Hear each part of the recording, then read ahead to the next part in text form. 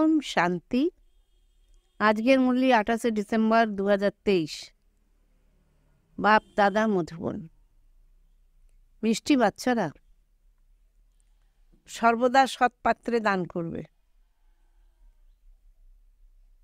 ফালতু সময় অপচয় করবে না। প্রত্যেকের নাড়ি টিপে দেখো যে শোনার সময় তার বৃত্তি কোথায় যায়। প্রশ্ন: পবিত্র দুনিয়াতে যাওয়ার জন্য তোমরা বাচ্চারা অত্যন্ত সতর্ক থাকো। কোনো কোনো বিষয়ে তোমাদের সতর্কতা অবলম্বন করতে হয়। উত্তর: গৃহস্থ ব্যবহারে কমল ফুলের সমান থাকাই হলো সব থেকে বড় সতর্কতা। আমাদের ত্যাগ হলো সমগ্র পুরনো দুনিয়ার ত্যাগ। এক চোখে হলো সুইট হোম, অন্য চোখে হলো সুইট রাজধানী। এই পুরনো দুনিয়াকে দেখেও দেখবে না, এটাই হলো অনেক বড় সতর্কতা। এই সতর্কতা অবলম্বন করলেই তোমরা পবিত্র দুনিয়াতে চলে যাবে। গীত হচ্ছে ধৈর্য ধরো হে মন। ওম শান্তি। গান শোনার সাথে সাথেই বাচ্চাদের খুশির পারদ ঊর্ধ্বমুখী হওয়া উচিত, কেননা জগতে দুঃখ তো আছেই। মানুষ মাত্রই হলো নাস্তিক, অর্থাৎ বাবাকে জানে না। এখন তোমরা নাস্তিক থেকে আস্তিক হচ্ছ। বাচ্চারা, তোমরা এখন জানো যে আমাদের সুখের দিন আসছে। যখন কোথায় যাবে তখন সবার আগে নিজের পরিচয় দিয়ে বলবে যে আমরা নিজেদেরকে কেন ব্রহ্মা কুমার কুমারী বলে থাকি। ব্রহ্মা হলেন প্রজাপিতা, শিবের সন্তান। উচ্চ থেকে উচ্চতম সেই নিরাকারকে বলা হয়। ব্রহ্মা বিষ্ণু শঙ্কর তো হলেন তার সন্তান। বিষ্ণু আর শঙ্করকে কখনো প্রজাপিতা বলা হয় না। প্রজাপিতা ব্রহ্মা এখানে আছেন। দেখো, এই পয়েন্ট ভালো করে ধারণ করো। লক্ষ্মী নারায়ণ রাধে কৃষ্ণ প্রজাপিতা বলা হয় না। প্রজাপিতা ব্রহ্মার নামই প্রসিদ্ধ। ইনি হলেন সাকার প্রজাপিতা। এখন স্বর্গের রচয়িতা তো হলেন পরমপিতা পরমাত্মা শিব।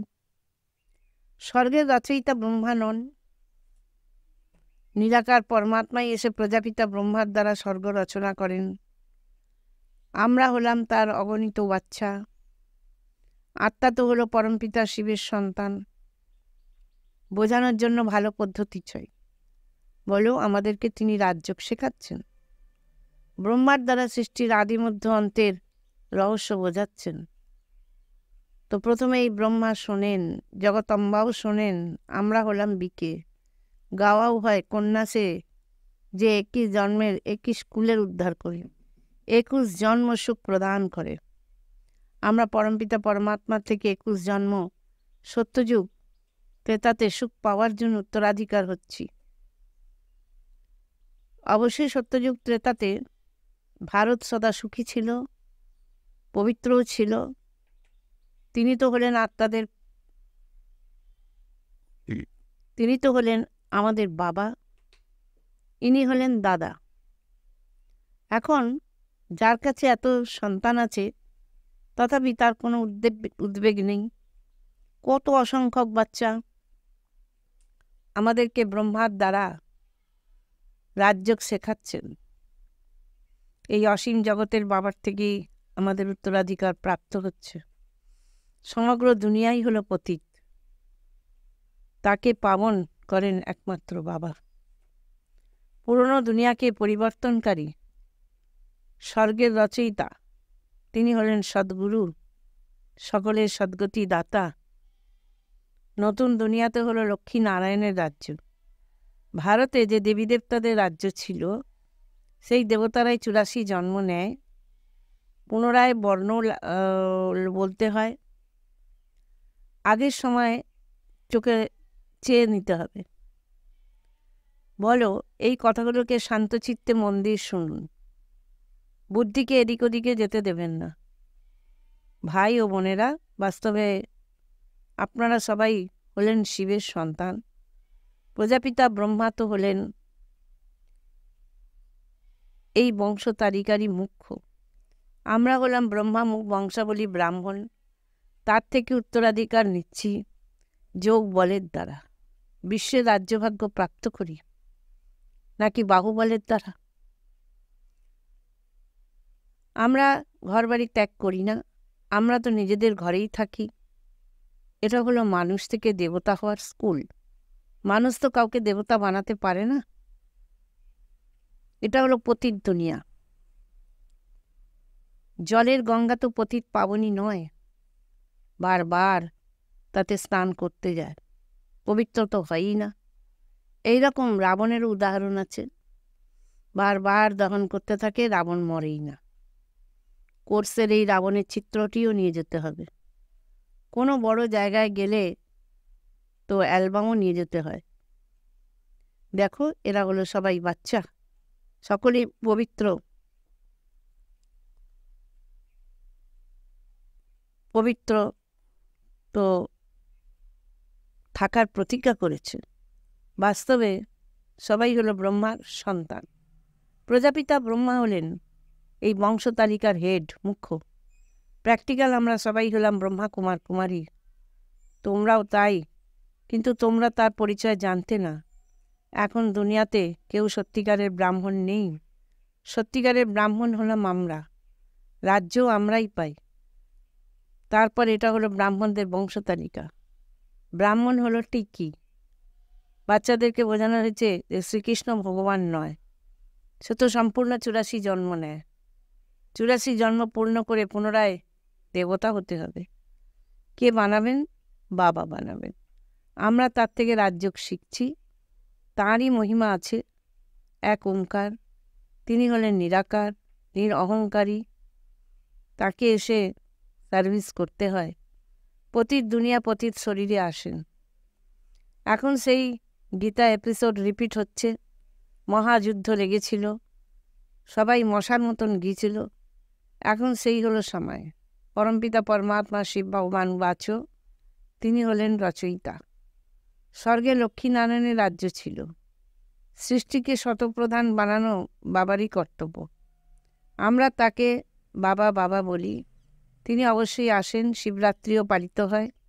এর অর্থ বোঝাতে হবে, পয়েন্টস নোট করে ধারণ করতে হবে, পয়েন্টস বুদ্ধিতে রাখতে হবে। কন্যাদের বুদ্ধি তো ভালো হয়, কুমারীদের পা ধুয়ে দেয়। কুমার কুমারী দুজনেই পবিত্র থাকলে পবিত্র, তাহলে শুধু কুমারীদেরই কেন নাম গাওয়া হয়? কেননা তোমাদের এখন যে গায়ন আছে, কুমারী সে যে 21 কুলের উদ্ধার করে, সেই তো সম্মান এখনো চলে আসছে। আমরা ভারতের আধ্যাত্মিক সেবা করি। আমাদের উস্তাদ সহায়ক হলেন পরমপিতা পরমাত্মা। তার থেকে আমরা যোগবলের দ্বারা শক্তি গ্রহণ করি, যার দ্বারা আমরা 21 জন্মের জন্য এবার হেলদি হই। এটার গ্যারান্টিও আছে। কলিযুগে তো সবাই হলো রোগী, আয়ুও কম। সত্যযুগে এত বড় আয়ু কোথা থেকে আসে? এই রাজযোগের দ্বারা বড় আয়ুষ্মান হয়। সেখানে অকালে মৃত্যু হয় না। এক শরীর ছেড়ে অন্য শরীর নেয়। শিব বাবার স্মরণে থেকে যে এই দেহসহ দেহের সব সম্বন্ধগুলিকে ভুলে যেতে হবে। বুদ্ধির দ্বারা আমরা অসীম জগতের ত্যাগ করি। আমাদের হলো বুদ্ধিযোগের দ্বারা আত্মিক যাত্রা। শারীরিক যাত্রা তো মানুষ শেখায়, বুদ্ধির যাত্রা বাবা ছাড়া আর কেউ শেখাতে পারে না। যারা রাজযোগ শিখছে তারাই স্বর্গে আসবে। এখন পুনরায় স্যাপলিং লাগছে। আমরা সবাই হলাম সেই বাবার বাচ্চা। শিব বাবার থেকে আমাদের উত্তরাধিকার প্রাপ্ত হয়। এই দাদাও শিব বাবার থেকে উত্তরাধিকার নিচ্ছেন। তোমরাও অসীম জগতের বাবার থেকে উত্তরাধিকার গ্রহণ করো। এটা হলো বড় হাসপাতাল। আমরা 21 জন্মের জন্য আর রুগী হব না। আমরা ভারতের সত্যিকারের সেবা করছি। এই জন্য গায়ন আছে শিব শক্তি সেনা। এখন বাবা বলছেন, স্মরণের দ্বারা নিজের বিকর্ম বিনাশ করো, তাহলে আত্মা শুদ্ধ হয়ে যাবে। আর জ্ঞান ধারণ করলে তোমরা চক্রবর্তী রাজা হয়ে যাবে। আমরা পবিত্র হলে লক্ষ্মী অথবা নারায়ণকে বরণ করতে পারবো। সর্বগুণ সম্পন্ন নির্বিকারী এখানে না হলে তো লক্ষ্মীনারায়ণকে কীভাবে বরণ করবে? এই জন্যই বলা হয়, আয়নায় নিজেকে দেখো, লক্ষ্মীনারায়ণকে বরণ করার যোগ্য হয়েছ? সম্পূর্ণ মোহমুক্ত না হলে লক্ষ্মীকে বরণ করতে পারবে না, আর প্রজা হতে হবে। শিব বাবাকেও পরম ধাম থেকে আসতে হয়। অবশ্যই পতিত দুনিয়াতেই আসবেন এবং পাবন বানিয়ে নিয়ে যাবেন। এখানে আমরা অনেক বিষয়ে সতর্ক থাকি। আমাদের এই এক চোখে সুইট হোম আর অন্য চোখে সুইট রাজধানী। আমাদের ত্যাগই হলো সমগ্র দুনিয়াকে ত্যাগ। ঘর গৃহস্থ থেকে কমল ফুলের সমান পবিত্র থাকি। বৃদ্ধ অবস্থায় মনে করে বানপ্রস্থে চলো, মুক্তিদামের জন্য পুরুষার্থ করি। এই সময় তো সকলেরই হলো বানপ্রস্থ অবস্থা। প্রত্যেকের অধিকার আছে বাবার থেকে উত্তরাধিকার নেওয়া। দুঃখধামকে ভুলে যেতে হবে। এটা হলো বুদ্ধির দ্বারা ত্যাগ। আমরা পুরনো দুনিয়াকে বুদ্ধির দ্বারা ভুলে গিয়ে নতুন দুনিয়াকে স্মরণ করি।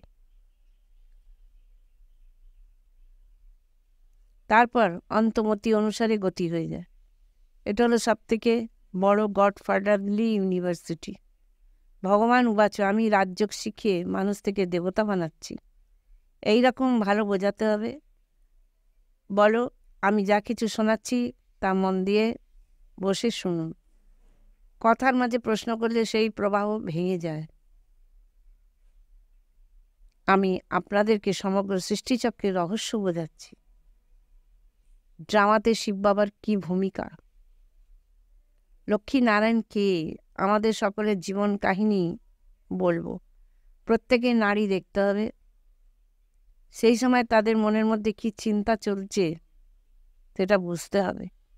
ঠিক করে শুনছে নাকি গরম তাওয়া কড়াই হয়ে বসে আছে, এদিক ওদিক দেখছে না তো? এখানে বাবাও দেখছেন কে কে সামনে বসে খুশিতে নৃত্য করছে। এটা হলো জ্ঞানের ডান্স। লৌকিক স্কুল তো অনেক ছোট হয়, যাতে টিচার ভালোভাবে সকলের উপর নজর রাখতে পারেন আর নম্বরের ক্রমানুসারে বসতে বলেন। এখানে তো অনেক স্টুডেন্ট নম্বরের ক্রমানুসারে বসতে পারবে না, তো দেখতে হবে কারোর বুদ্ধি কোথাও উদ্ভ্রান্ত হচ্ছে না তো? হচ্ছে? খুশির পারদ চড়ছে? মন দিয়ে শুনছে? দান সর্বদা পাত্রকে, সৎ পাত্রকে দিতে হয়। ফালতু সময় নষ্ট করবে না। নারী টিপে দেখার জন্য অনেক বুদ্ধি চাই। সাধারণ মানুষ তো ভয় পায়। মুখ্যত সিন্ধ্রীরা মনে করে কোথায় বিকেরা না যেন জাদু করে দেয়, সেই জন্য সামনে দেখেও না। শিব বাবা বোঝাচ্ছেন, তোমরা ব্রাহ্মণরাই ত্রিকালদর্শী হও। তারপর আবার বর্ণের রহস্য বুঝতে হবে। আমি সেই, এর কথার অর্থ বোঝাতে হবে। আমি আত্মা তথা পরমাত্মা বলা ভুল। কেউ আবার ব্রহ্মকেও মান্য করে। অহম ব্রহ্মস্মি। মায়া তো হলো 5 বিকার। আমি ব্রহ্মকে মান্য করি। এখন ব্রহ্ম তো হলো মহত্তত্ত্ব, যেখানে আমাদের থাকার স্থান। যেরকম হিন্দুস্তানের বাসিন্দা নিজেদেরকে হিন্দু বলে দেয়, সেই রকম তারাও ব্রহ্মতত্ত্বকে বলে দেয় আমি হলাম ব্রহ্ম। বাবার মহিমা হলো আলাদা, সর্বগুণ সম্পন্ন, ষোলকলা সম্পন্ন। এই মহিমা হলো দেবতাদের। আত্মা যখন শরীরের সাথে থাকে তখন তার মহিমা করা হয়। আত্মাই পথিত অথবা পবিত্র হয়। আত্মাকে নির্লেপ বলা যাবে না।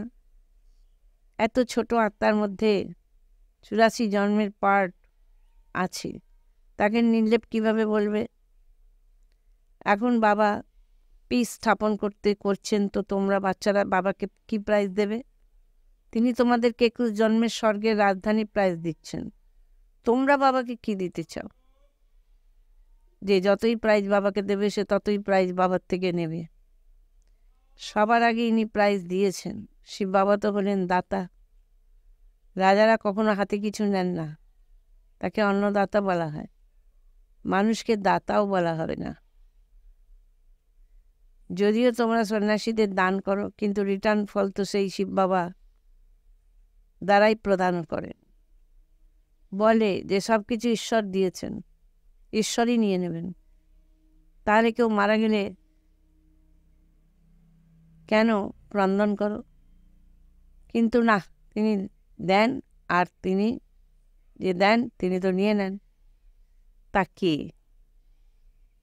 লৌকিক মা বাবা জন্ম দেয়, যখন সে মারা যায় তখন তাদের দুঃখ হয়। যদি ঈশ্বর দেন তাহলে ঈশ্বরই নিয়ে নেন, তাহলে দুঃখ কেন হয়? বাবা বলেন আমি তো সুখ দুঃখ থেকে পৃথক থাকি।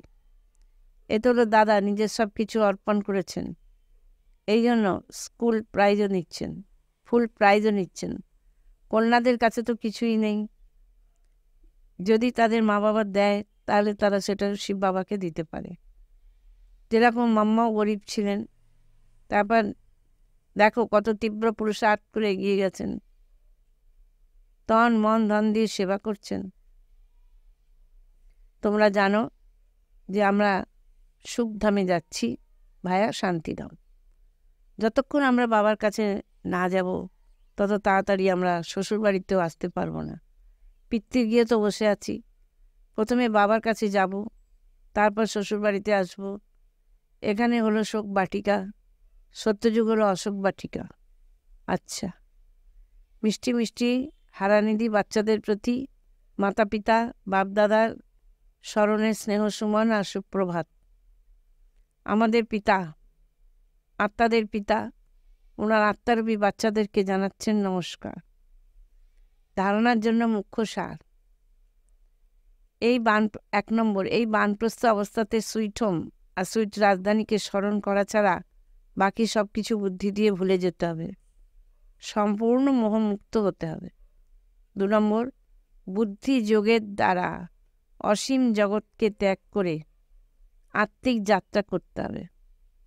শ্রীমতে চলে পবিত্র হয়ে ভারতের সত্যিকারের সেবা করতে হবে।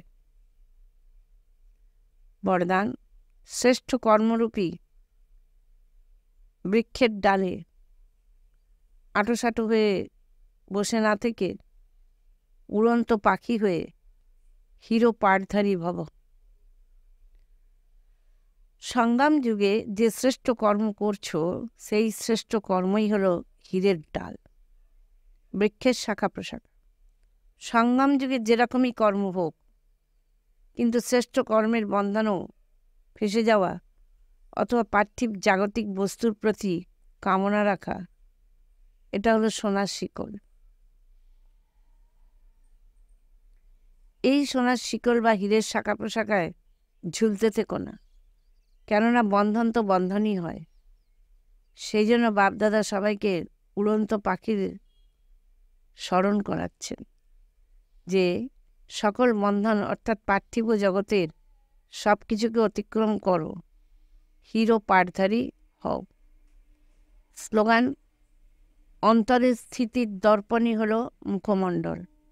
মুখমণ্ডল কখনো যেন উদাসীন না হয়, খুশিতে ভরপুর যেন থাকে। ওম শান্তি। আজকের শ্রীমত 37 নম্বর, বাবার থেকে কোনো কিছু লুকোনো যাবে না। দিব্যগুণ 37 নম্বর, আত্মিক ভাব। অবগুণ 37 নম্বর, শঙ্কা করা।